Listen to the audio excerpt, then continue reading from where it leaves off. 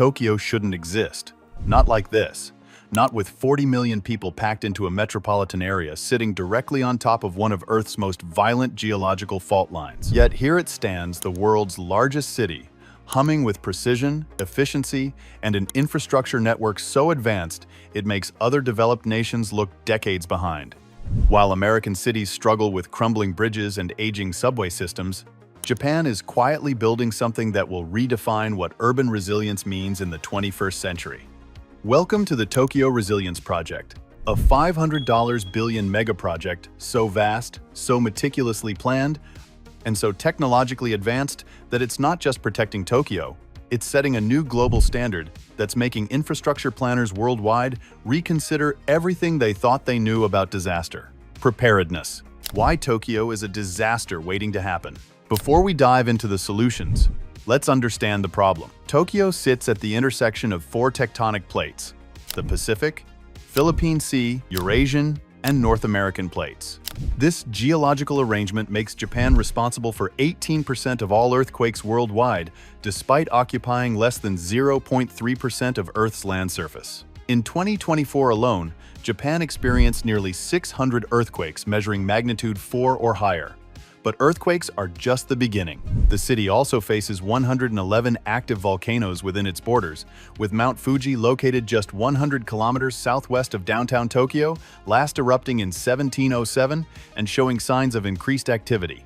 Add to this mix the thousands of kilometers of Pacific Ocean to the south that funnel typhoons and tsunamis directly toward the coast, and you have a recipe for catastrophe. The historical record confirms these aren't theoretical threats. On September 1st, 1923, the Great Kanto earthquake, measuring 7.9 on the moment magnitude scale, devastated Tokyo, killing over 142,000 people and leaving 2 million homeless. The fires that followed the quake reduced 33 square kilometers of the city to ash. Fast forward to 2011, and the Tohoku earthquake and tsunami triggered the Fukushima nuclear disaster, reminding the world that Japan's geological vulnerabilities remain as dangerous as ever. Today, seismologists nervously predict the big one, a once-in-a-century earthquake that could rival or exceed the destructive power of the Great Kanto disaster. With Tokyo now generating over 20% of Japan's entire GDP and housing a quarter of the nation's population, such a disaster wouldn't just devastate Tokyo, it would trigger a global economic crisis. This is why Japan decided it couldn't wait for disaster to strike. They needed to act first. The $500 billion plan. In December 2022, the Tokyo Metropolitan Government unveiled the Tokyo Resilience Project, the largest urban infrastructure initiative in human history. The price tag? Approximately 17 trillion yen, or roughly $109 billion USD initially, though comprehensive analyses suggest the true cost, including all related infrastructure upgrades, will exceed $500 billion when fully completed by 2040. This isn't about building a new subway line or earthquake-proofing a few government buildings. The TRP represents a complete reimagining of Tokyo's infrastructure across 5 major threat categories: earthquakes, floods, volcanic eruptions, pandemics, and power grid failures. The project's scope is staggering. 324 kilometers of rivers will be widened and reinforced. Hundreds of kilometers of underground flood diversion tunnels will be excavated. Every single residential building will be retrofitted to withstand magnitude 7 earthquakes, and over 1,000 kilometers of overhead power lines will be buried underground to prevent fires and maintain connectivity during disasters. GCANs, the Underground Cathedral. One of the TRP's most impressive existing assets is the Metropolitan Area Outer Underground Discharge Channel, known colloquially as GCANs. Located beneath Kasukabe City in Saitama Prefecture, this system represents one of the most ambitious flood control projects ever attempted. Construction began in 1992 and took 17 years to complete at a cost of over $2 billion. The heart of GCANs is an enormous underground chamber that resembles a concrete cathedral, 177 meters long, 78 meters wide, and 25 meters high, supported by 59 massive pillars. This cavern sits 50 meters beneath the surface and serves as the final collection point for floodwater diverted from 5 surrounding rivers through a network of massive underground silos and tunnels spanning 6.5 kilometers. When typhoons dump torrential rain on Tokyo, water flows into these silos and gets channeled toward the main chamber. From there, 4 massive pumps, each capable of pumping 200 tons of water per second, discharge the collected floodwater into the Edo River, which carries it safely out to Tokyo Bay. Since becoming operational, GCANS has prevented billions of dollars in flood damage. But here's the remarkable part.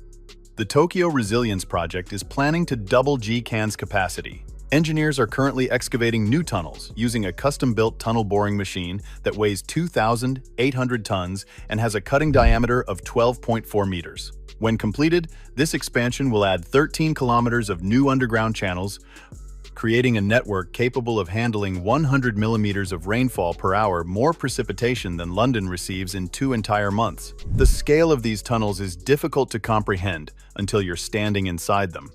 The circular passages stretch into darkness like subway tunnels designed for giants, their smooth concrete walls precisely engineered to handle massive water flows. This isn't just infrastructure, it's subterranean architecture on a scale that redefines what's possible in urban flood management. Earthquake engineering, building the unshakable city. While flood control represents impressive engineering, the TRP's earthquake countermeasures operate on an entirely different level of ambition. The project's goal is audacious. By 2040, 100% of Tokyo's housing stock will be able to withstand a magnitude 7 earthquake without collapsing. That means retrofitting or rebuilding millions of structures across thousands of square kilometers. To understand how this works, consider the Mori JP Tower, Tokyo's first super-tall skyscraper completed in 2023. This building epitomizes the extreme engineering that makes Tokyo's skyscrapers among the safest in the world.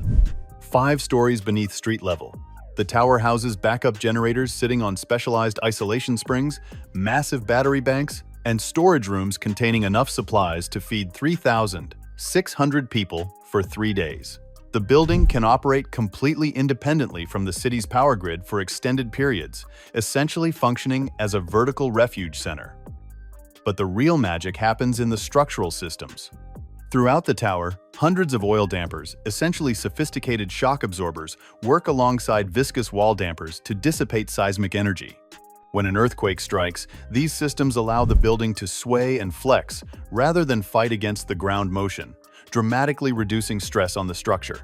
The entire building is designed to move as a cohesive unit, with every floor, wall, and support system working together to survive forces that would topple conventional structures. And here's what makes the TRP so remarkable. These technologies aren't being reserved for prestigious new skyscrapers. The project mandates that even modest apartment buildings and older wooden housing districts receive similar protections. Neighborhoods with fragile traditional construction are being systematically upgraded or rebuilt with modern materials and seismic isolation systems, preventing the secondary disasters. One of the TRP's most innovative aspects is its focus on secondary disasters, the fires, infrastructure failures, and cascading crises that often cause more damage than the initial event. After the 1923 Great Kanto earthquake struck just before noon, thousands of households across Tokyo were preparing lunch on open stoves in timber homes. The firestorm this created killed more people than the earthquake itself. Even today, approximately 86 square kilometers of Tokyo consists of densely packed wooden housing at high risk of conflagration. The TRP is systematically redeveloping these neighborhoods with fire breaks, wide roads, parks, and spaces that interrupt the spread of flames. Over 1,000 kilometers of overhead utility lines are being buried underground, eliminating a major source of earthquake-triggered fires and improving access for emergency vehicles. More than 400 bridges are being retrofitted with enhanced seismic protection and equipped with devices that counteract both longitudinal and lateral forces. The project also addresses modern vulnerabilities. In an age where connectivity equals survival, the TRP is building a resilient power and communications grid designed to ensure Tokyo never experiences a total blackout or loses internet connectivity during disaster. This involves reinforcing undersea cables, expanding satellite capabilities, and providing cloud storage infrastructure so businesses can maintain operations even if physical locations are destroyed. The pandemic provisions are equally comprehensive. Over 2 kilometers of new parks and extensive cycling routes are being created to provide alternatives to crowded public transport during disease outbreaks, reducing transmission risk, while maintaining economic activity.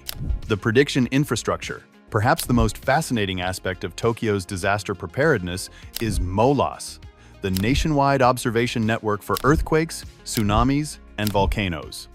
Managed by Japan's National Research Institute for Earth Science and Disaster Resilience, MOLAS consists of over 2,000 seismometers positioned across Japan and on the surrounding ocean floor. When seismic activity occurs anywhere in the region, these sensors detect it in real time, providing crucial seconds or even minutes of warning before major shaking reaches populated areas. The data feeds into research facilities where scientists use equipment like the Giant Rock Friction Apparatus, the world's largest machine of its kind, to study how earthquakes form at the molecular level. By pressing rocks together with enormous force and measuring what happens microseconds before they slip, researchers are learning to identify the precursor signals that might one day enable accurate earthquake prediction. At the E-Defense facility in Hyogo Prefecture, the world's largest earthquake simulator can shake building-scale structures on 3 axes simultaneously, allowing engineers to test designs against magnitude 7 conditions before construction begins. These facilities have made Japan the global leader in seismic engineering, with technologies developed here now being exported worldwide.